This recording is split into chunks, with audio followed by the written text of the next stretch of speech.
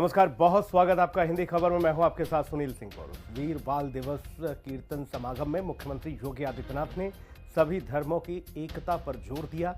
उन्होंने कहा कि जिन लोगों ने धर्म के नाम पर हिंसा की, उन आक्रांताओं का आज नाम लेने वाला भी कोई नहीं बचा है। उनकी वीर साहिबजादे और हमारे गुरु हमेशा जबकि याद किए जाएंगे। और वीर बाल दिवस के अवसर पर आयोजित एक भव्य कीर्तन समागम में मुख्यमंत्री योगी ने गुरु गोविंद सिंह जी के 4 साहिबजादे बाबा अजीत सिंह, बाबा जुझार सिंह, बाबा जोरावर सिंह और बाबा फतेह सिंह के सर्वोच्च बलिदानों को श्रद्धांजलि दी।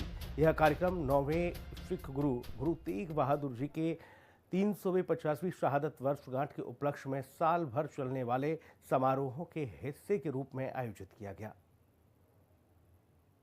2017 में उत्तर प्रदेश में मुख्यमंत्री के तौर पर योगी आदित्यनाथ ने जब से सत्ता पर बैठे हैं, उन्होंने सभी धर्मों को साथ लेकर चलने का काम किया है। और बात अगर सिख समुदाय की करें तो सिख समुदाय के हर कार्यक्रम में सीएम योगी आदित्यनाथ की मौजूदगी ये दर्शाता है कि वो सभी धर्मों को एक साथ लेकर चलने में विश्वास करते हैं। मुख्यमंत्री योगी आदित्यनाथ ने सिख गुरुओं और साहिबजादों के बलिदानों को भारत की साझा विरासत बताया, जो धार्मिक सीमाओं से परे हैं। उन्होंने कहा कि सिख गुरुओं की तरफ से दिया गया साहस, धर्म और सेवा का संदेश केवल एक समुदाय का नहीं बल्कि पूरे राष्ट्र और मानवता के लिए है। वीर बाल दिवस हमें सच्चाई, करुणा, बलिदान और नैतिक साहस के शाश्वत मूल्यों की याद दिलाता है। ये मूल्य सभी धर्मों को एकजुट करते हैं और भारत की आध्यात्मिक नींव बनाते हैं। उन्होंने इस बात पर जोर दिया कि भारत की ताकत उसकी परंपराओं में निहित है, जहां हर धर्म और विश्वास प्रणाली ने राष्ट्र के नैतिक और सांस्कृतिक ताने बाने में योगदान दिया है।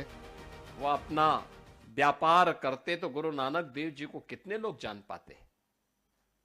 उन्होंने लोक कल्याण का मार्ग चुना, केवल परिवार के कल्याण का मार्ग नहीं चुना। यही हम सब में दुविधा होती है।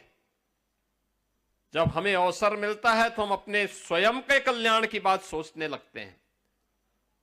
समाज, स्वदेश, स्वधर्म से दूरी बनाने का प्रयास करते हैं। परिणाम क्या होता है?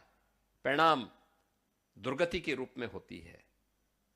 लेकिन जब हम स्वदेश और स्वधर्म को प्राथमिकता के आधार पर लेते हैं, तब वो हमारी गति को प्रगति की तरफ लेके जाता है। प्रगति की तरफ हम आगे बढ़ते हैं।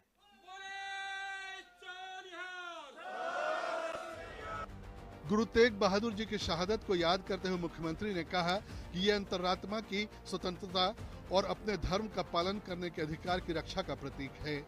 गुरु तेग बहादुर जी ने मानवीय गरिमा और धार्मिक स्वतंत्रता की रक्षा के लिए अपने प्राणों का बलिदान दिया। उनका बलिदान उन सभी समाजों के लिए एक प्रकाश स्तंभ है जो न्याय और सहिष्णुता को महत्व देते हैं। पूरे भारत और दुनिया में लोग साहिबजादों और सिख गुरुओं को श्रद्धा के साथ याद कर रहे हैं, जबकि आक्रांता औरंगजेब का कोई नामलेवा नहीं है। इतिहास गवाह है कि जिन्होंने मानवता और धर्म को बनाए रखा, उन्हें सम्मान के साथ याद किया जाता है, जबकि उत्पीड़न की ताकतें समय के साथ अप्रासंगिक हो जाती हैं। सीएम योगी ने कहा कि इतिहास गवाह है कि जिन्होंने स्वदेश और स्वधर्म को प्राथमिकता दी, वही प्रगति के पथ पर आगे बढ़े। सिख गुरुओं और साहिबजादों का जीवन इसी सत्य का प्रमाण है। बाबा अजीत सिंह के प्रति, बाबा जुझार सिंह जी के प्रति, बाबा जोरावर सिंह के प्रति और बाबा फतेह सिंह जी के प्रति कृतज्ञता ज्ञापित न करता हो, अगर सच्चा भारतीय होगा तो अवश्य कृतज्ञता ज्ञापित करता है, उनके प्रति नमन करता है। लेकिन जिस दुष्ट औरंगजेब ने गुरु तेग बहादुर जी को चुनौती दी थी, जो ने केवल एक सामान्य मनुष्य समझता था, ये मनुष्य समझने की भूल किया था, जिसने गुरु गोविंद सिंह जी महाराज को केवल एक सामान्य मनुष्य समझा था। मुख्यमंत्री योगी आदित्यनाथ ने इस बात पर जोर दिया कि भारत सभी धर्मों के पूजा स्थलों, गुरुद्वारों, मंदिरों, मस्जिदों, चर्चों और मठों का घर है, जो देश की समावेशी भावना को दर्शाता है। यह आध्यात्मिक विविधता कोई कमजोरी नहीं बल्कि हमारी सबसे बड़ी ताकत है। ये साथ रहने, आपसी सम्मान और सद्भाव सिखाती है। आज भी जिन पंच प्यारों को गुरु गोविंद सिंह जी महाराज ने खालसा पंथ की स्थापना के आधार बनाया था, वे भी सनातन धर्म की उन जातियों से थे जिनको दुर्योग से लोगों ने अछूत बनाने का प्रयास किया था। उन सबको जोड़ने का काम किया था गुरु गोविंद सिंह जी महाराज ने। सब कुछ गंवाने के बाद भी गुरु गोविंद सिंह जी महाराज कभी भी विचलित नहीं हुए, और इसीलिए कहा जा सकता है एक सामान्य मनुष्य नहीं थे, असाधारण थे, एक निश्चित प्रयोजन के लिए आए थे। और याद करना, जब भी कोई महान पुरुष आता है, कोई दैवीय ऐसे गुणों से युक्त व्यक्तित्व हमारे सामने आता है, वह अपने उस प्रयोजन विशेष के लिए धैर्य नहीं खोलता, उसके लिए निरंतर प्रयास करता है। मुख्यमंत्री ने प्रधानमंत्री नरेंद्र मोदी की 26 दिसंबर को देश भर में वीर बाल दिवस मनाने की अपील का भी जिक्र किया। उन्होंने कहा कि उत्तर प्रदेश सरकार ने पूरे राज्य में बड़े पैमाने पर भागीदारी सुनिश्चित की।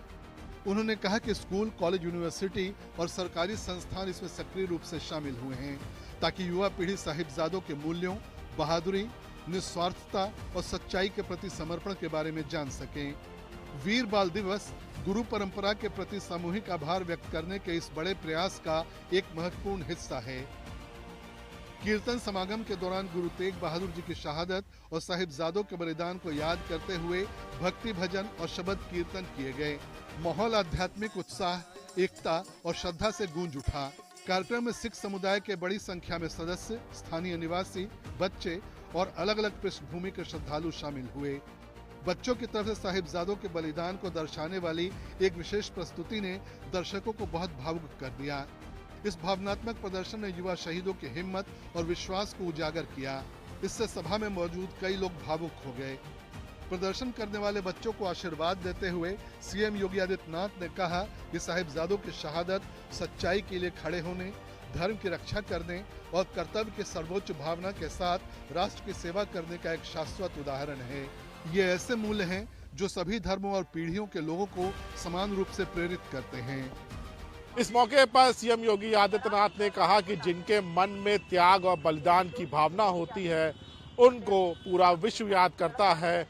और गुरु गोविंद सिंह के सुपुत्र और गुरु तेग बहादुर ने जिस तरह से देश के लिए अपने आप को शहीद किया है, वो कहीं ना कहीं आज के युवाओं के लिए एक सीख है।